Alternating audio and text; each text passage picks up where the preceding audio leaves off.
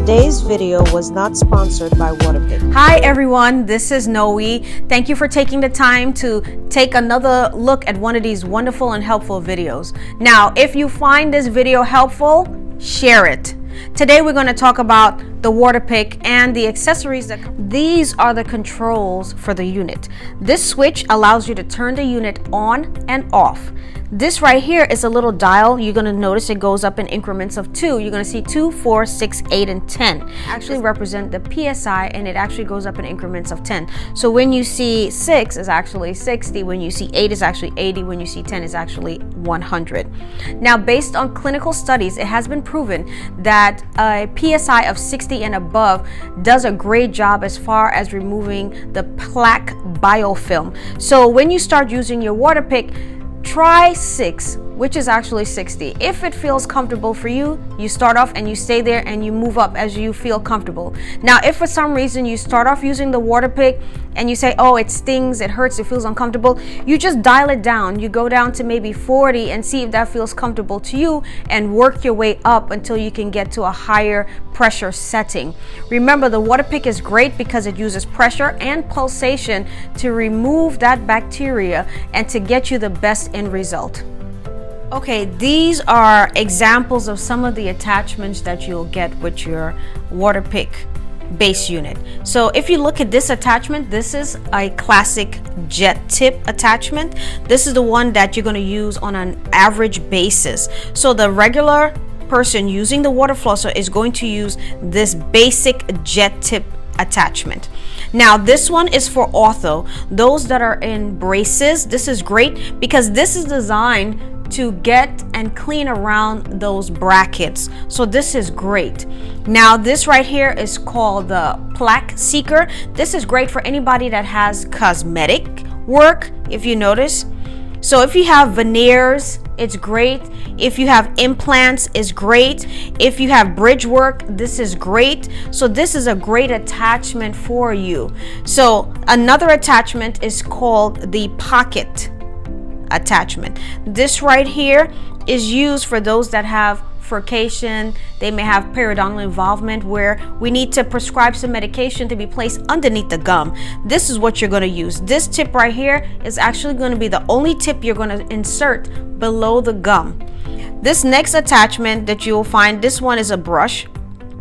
You can see this is just for regular use. If you want to use the water with your regular toothbrush, this is great. We also have an additional jet tip that comes with your unit. This is great for those that have more than one user. So that way, if husband, wife, boyfriend, girlfriend, kids, whatever, if you have more than one person using the Waterpik, you can notice that it's color coded. So this band is white, this band is blue. So therefore, this one knows the Waterpik, this one knows this is their Waterpik. So this is effective for multiple uses. So if you're using any of these attachments, feel free to use the Waterpik correctly. Now, if you find this video helpful, please share it with someone. We're going to go over exactly what we need to do to use our Waterpik. The first thing you're going to do is have your Waterpik plugged up. Once it's plugged up, you're going to make sure you're going to add warm water to your reservoir. So you're not going to do cold, you're not going to do hot, you're going to do warm water. Once you insert this, you're going to look, make sure your unit is on, and then you're going to make sure you look down here to see what number you have it on, as far as do you have it on 4, 6, 8, or 10. Make sure it's a number that's comfortable for you. Now, once you start using your unit, look at this button. This one is the one that controls it to be on and off. Start off with it in the off mode. If you notice, this also swivels back and forth so you can get a comfortable angle for you when you're using your Waterpik. You're going to start from that back tooth. Once you put it, engage it right here at this back tooth, you're going to release and you're going to go around. Every time you get between your tooth, you're going to let it pulsate there for a few seconds. I say try for 4. So you're going to slowly go around. 1, 2, 3, 4. 1, 2, 3, 4. You're going to take this technique and you're going to take it all the way around to the other side. Once you're finished, you're going to open your mouth and then you're going to swivel this to an angle that's good for you.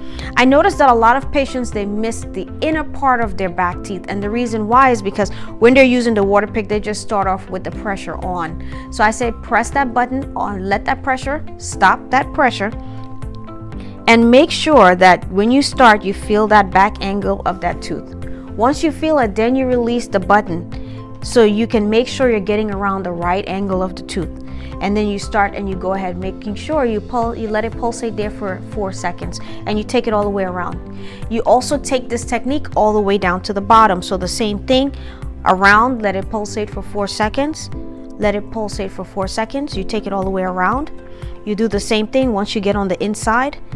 You press that stop button to stop the water, and you go around this angle. You feel it, then you release and let the water starts flowing.